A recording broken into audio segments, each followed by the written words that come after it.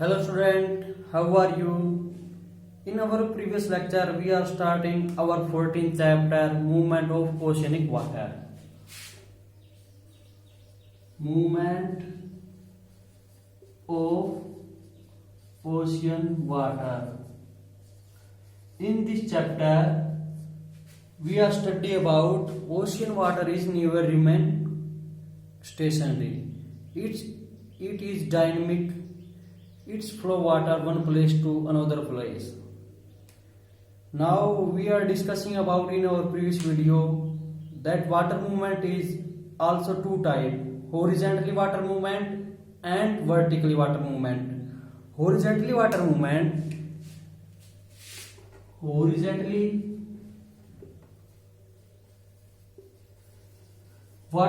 is two type: wave and current.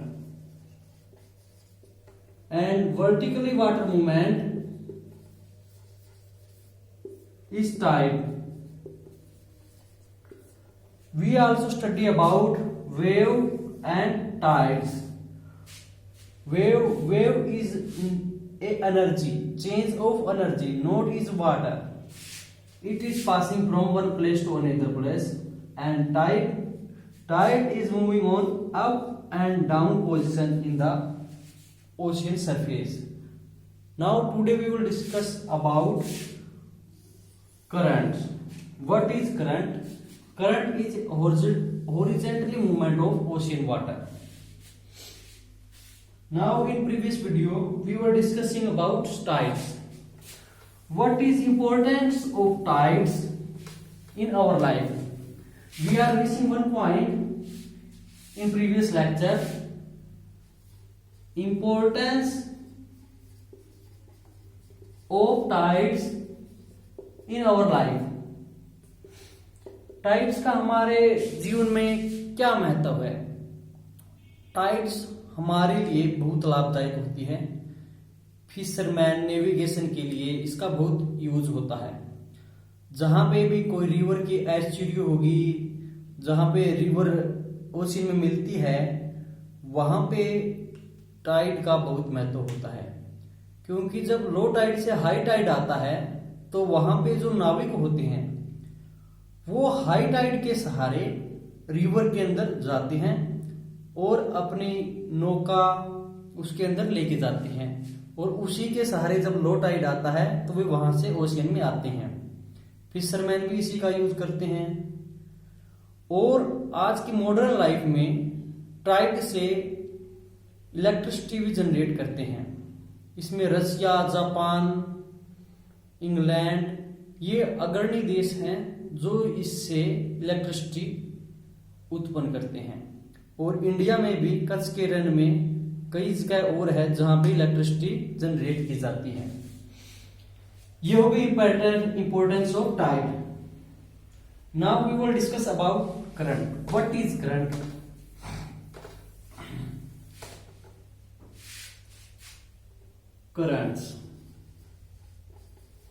Currents क्या होती हैं? Currents are like as a river.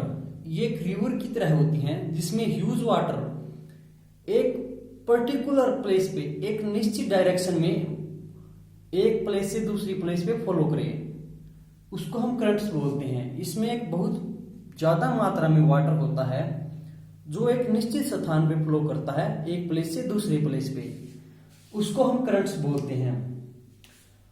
Currents mainly to type से generate होता है। एक तो होते हैं इसके प्राइमरी फोर्स, एक है इसके सेकेंडरी फोर्स, जिनके कारण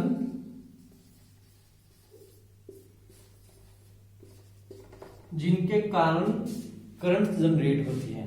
प्राइमरी फोर्स में क्या होगा? प्राइमरी फोर्स में एक तो आएंगे, फर्स्ट पार्ट आएगा जो इसके अंदर क्या होगा? टेम्परेचर, सोलर रेडिएशन भी बोल सकते हैं इसको, सोलर रेडिएशन या टेम्परेचर। सेकेंड पार्ट आएगा इसमें विंड, थर्ड आएगा कोरियोलिसिस फोर्स, कोरियोलिस फोर्स। और फोर्थ पार्ट में क्या आएगा जो इसको इफेक्ट करता है, ये इसके बारे में हम देख लेंगे बाद में। सेकेंडरी फोर्स में क्या आएगा, salinity, evaporation,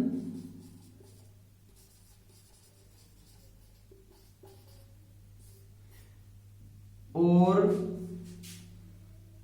temperature, temperature of current, temperature of water. ये मेन फैक्टर है जो करंट्स के मूवमेंट को इफेक्ट करते हैं। ये हो गए प्राइमरी फैक्टर, जो प्राइमरी फोर्स जो जनरेट होती हैं। यह सेकेंडरी फोर्स, सेकेंडरी फैक्टर जो ओशियन करंट को प्रभावित करते हैं, ओरिजिनेट करते हैं, सैलिनिटी, इवोपरेशन। अब बात करते हैं किस प्रकार टेम्परेचर, सोलर रेडिएशन जो करंट्स को ओरिजिनेट करता है। अब बात करेंगे हम फर्स्ट फैक्टर से।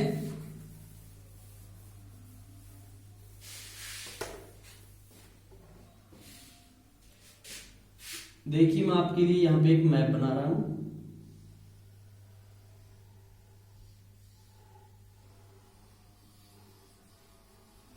ये हो गया हमारा यूएसए,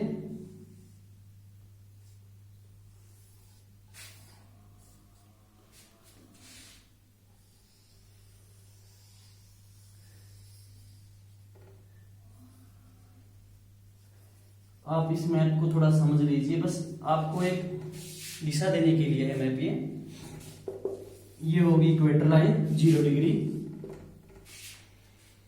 इसमें क्या होगा, अगर मैक्सिमम टेम्परेचर इक्वेटर लाइन पे होता है तो अर्थ के कोरियोलिस फोर्स के कारण यहां पे एक कंपन उत्पन्न होती है, जिससे क्या होता है कि ओशियन करंट इस साइड में फ्लो करना स्टार्ट कर देती है।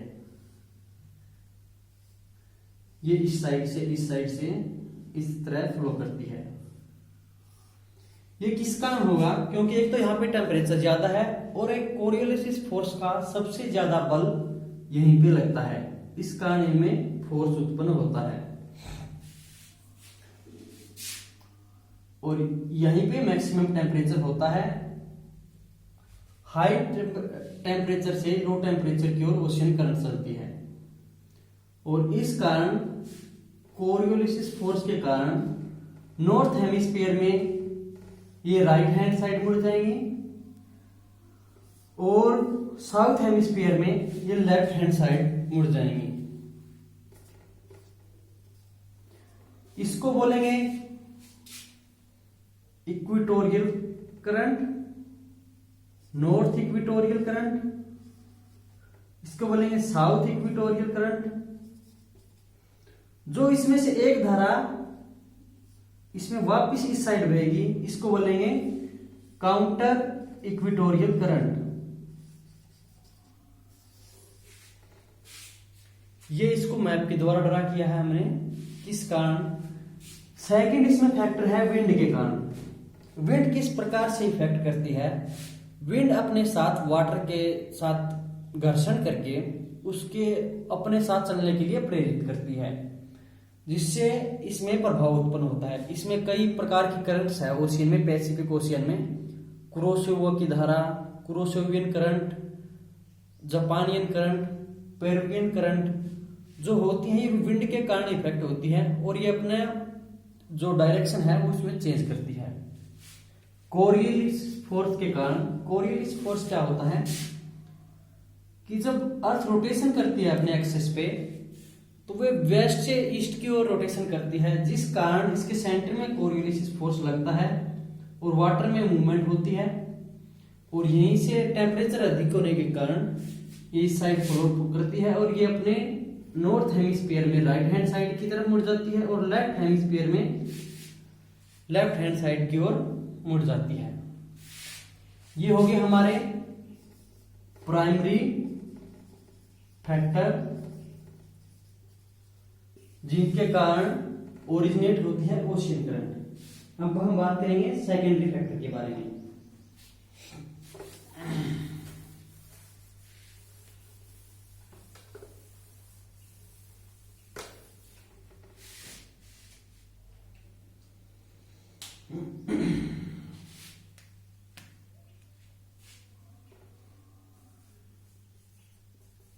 Secondary factor of ocean current, इसमें हमने सबसे पहला बताया था सैलिनिटी।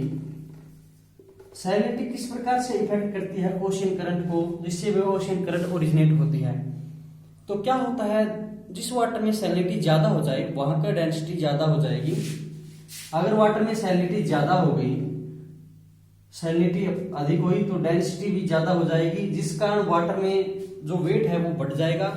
वाटर में वेट बढ़ जाने के कारण वाटर थोड़ा नीचे की ओर बैठ जाता है, जिससे लो सैलिनिटी से हाई सैलिनिटी की ओर वाटर फ्लो करता है। ये भी ओशियन करंट में इफेक्ट करता है। सेकंड पार्ट आ गया हमारा करंट्स।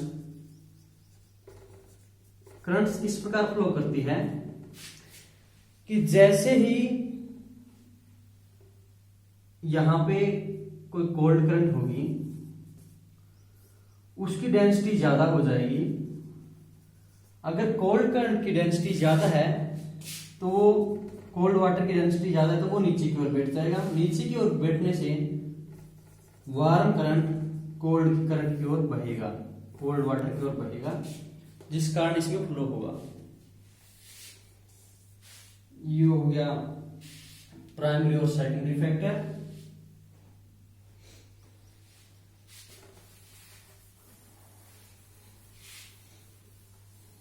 अब बात करते हैं टाइप्स ऑफ करंट। कितने टाइप्स की है ओशियन करंट।